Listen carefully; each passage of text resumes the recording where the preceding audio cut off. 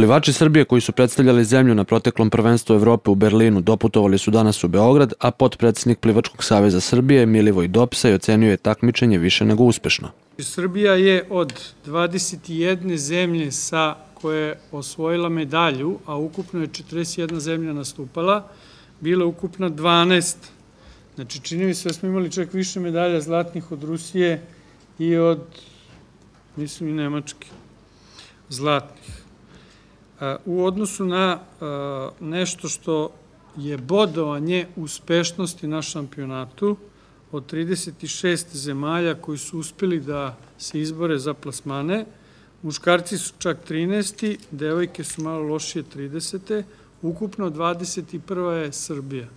Dvostruki osvajač zlatne medalje Velimir Stjepanović ocenio je uspeh srpskih plivača kao veoma dobar.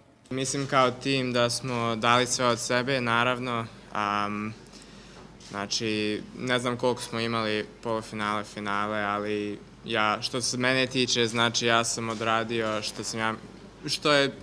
ja mislim da sam odradio ono što sam trebao, a malo mi je šteta i nisam baš volio što nisam ušao u moju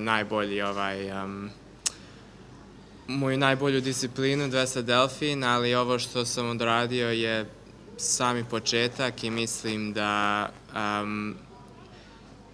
sledeće godine, mislim, naravno, kroz rada i da se trudim koliko god mogu, za sledeće godine će biti dobro u Kazani i za 2 godine, naravno, pripreme za Rio će biti dobro. On smatra da je njegov uspeh sa prvenstva u Berlinu samo uvod za naredne uspehe, poručujući da očekuje još bolje rezultate na sledećim olimpijskim igrama u Brazilu 2016. godine.